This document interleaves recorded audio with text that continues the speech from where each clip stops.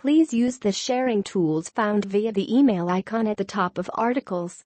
Copying articles to share with others is a breach of ft.com TNCS and copyright policy. Email licensing at ft.com to buy additional rights. Subscribers may share up to 10 or 20 articles per month using the gift article service. More information can be found at https://www.ft.com/tour. https://www.ft.com/f210B30838A3-B4B-1 1E7-B8A3-B8A6E068 O equals 1P. Bookmakers at Ladbrokes Coral and William Hill will recognize this as the formula for calculating odds from a probability before shortening them to build in a profit.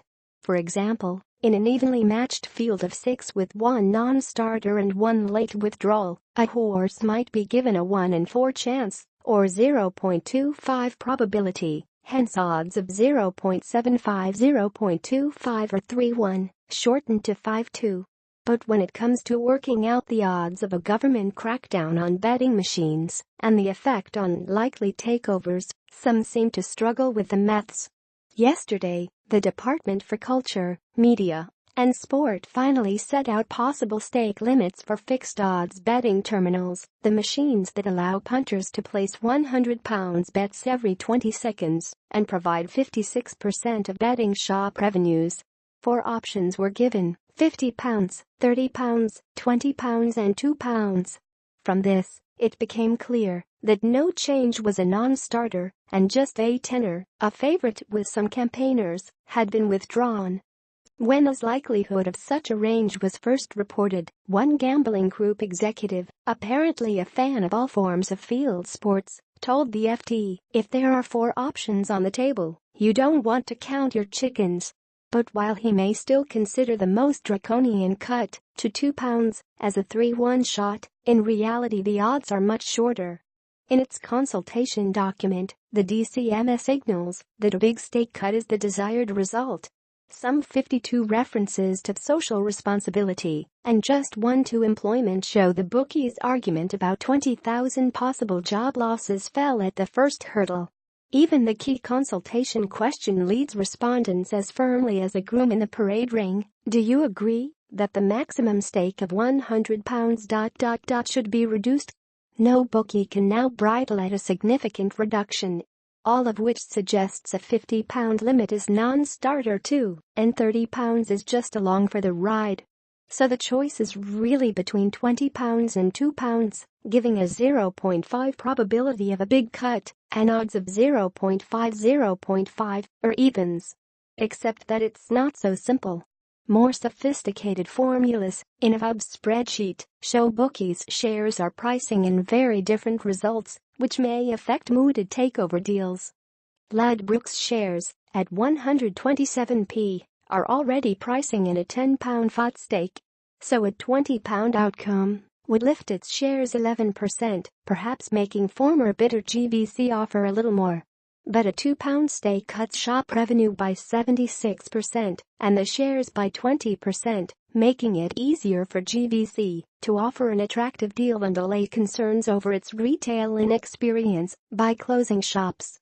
By contrast, William Hill shares, at 259p, are pricing in a £40 FOT stake. So, while a £2 stake cuts shop revenue by a similar 77%, the shares fall by 38%, making it harder for investor parvas to keep opposing deals valuing the group at £3 a share, as it did when Amaya, now called Stars Group, made an approach last year.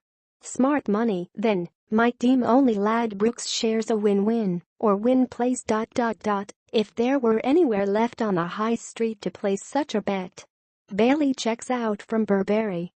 Wise owls might have spotted Christopher Bailey's plans to quit Burberry rather sooner, writes Kate Burgess. During London Fashion Week, in September, some felt his Burberry show was more experimental, full of shrimp pink parkas, street styling, candy-colored knits, and cheeky tartan caps. The usual backdrop of stately homes and ponderous music were gone. Mr. Bailey had liberated his inner lad, said the FT's Corolla Long. Now he is releasing his outer lad too. In March, Mr. Bailey will quit his post as Burberry's President and Chief Creative Officer, titles created when Marco Gabbetti replaced him as Chief Executive last year, capping a massive overhaul of Burberry's management. Burberry's best days are still ahead of her, said Mr. Bailey on Tuesday. Just not with him on board. That is probably for the better. A triangle is a stable structure except when formed by former and current chief executives reporting separately to a chairman. Sir John Peace, who is that chairman until next year, had done what many bosses do when reliant on star employees for business. He threw titles and money at Mr. Bailey to keep him happy. It rarely works for long, though. Mr. Gabetti's mere presence must have reminded Mr. Bailey of his failures as the fashion house's top executive from mid-2014. Burberry's performance, particularly compared with that of rivals Gucci and LVMH, has been sorry. Its brand has floundered, and margins are close to historic lows, say Credit Suisse bankers. Shareholders' constant carping about Mr. Bailey's pay reflected a bigger concern: Burberry's lack of growth, particularly in Asia.